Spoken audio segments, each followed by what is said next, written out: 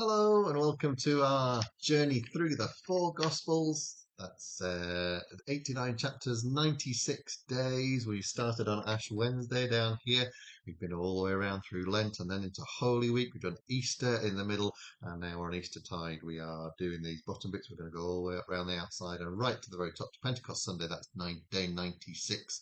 We're on day 52 today, and day 52 brings us into the second chapter of Mark. Started Mark's Gospel yesterday, and it's certainly picked up an immediate pace, this urgency in Mark's Gospel, and also this Markan secret that I mentioned as well, where Jesus tells people, shh, don't say that I healed you, don't tell anybody, but they can't help it. Let's see what comes today. We had baptisms, we had temptations, we had healings.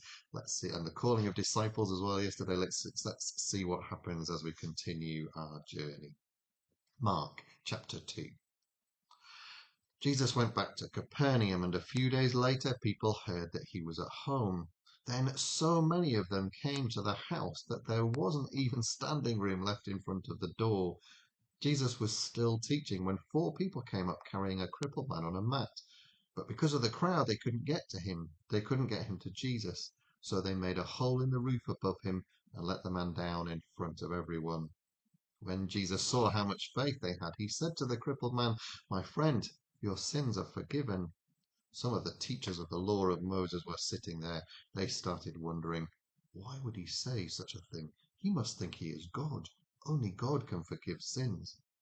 Right away, Jesus knew what they were thinking, and he said, "Why are you thinking such things? Is it easier for me to tell this crippled man that his sins are forgiven, or to tell him to get up and pick his mat and go home? I will show you that the Son of Man has the right to forgive sins here on earth." So Jesus said to the man, "Get up, pick up your mat, and go home." The man got right up. He picked up his mat and went out while everyone watched in amazement. They praised God and said, "We have never seen anything like this." Once again, Jesus went to the shore of Lake Galilee. A large crowd gathered around him and he taught them. As he walked along, he saw Levi, the son of Alphaeus. Levi was sitting at the place for paying taxes. And Jesus said to him, "Come with me." So he got up and went with Jesus. Later, Jesus and his disciples were having dinner at Levi's house. Many tax collectors and other sinners had become followers of Jesus, and they were also guests at the dinner. Some of the teachers of the law of Moses were Pharisees, and they saw that Jesus was eating with sinners and tax collectors. So they asked his disciples, "Why does he eat with tax collectors and sinners?" Jesus heard them and answered, "Healthy people don't need a doctor, but sick people do.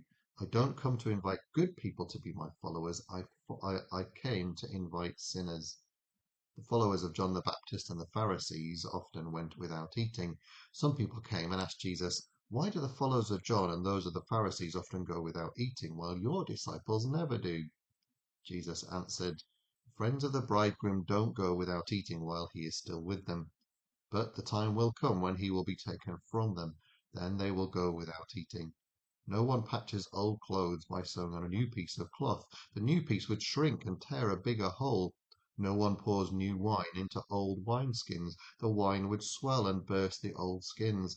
Then the wine would be lost and the skins would be ruined. New wine must be put into new wineskins." One Sabbath, Jesus and the disciples were walking through some wheat fields. His disciples were picking grains of wheat as they went along. Some Pharisees asked Jesus, "Why are your disciples picking grain on the Sabbath? They're not supposed to do that." Jesus answered, "Haven't you read what David did when his followers were hungry and in need? It was during the time of Abiathar the high priest. David went into the house of God and ate the sacred loaves of bread that only priests are allowed to eat. He also gave some to his followers." Jesus finished by saying, "People were not made for the good of the Sabbath. The Sabbath was made for the good of the people. So the Son of Man is Lord over the Sabbath."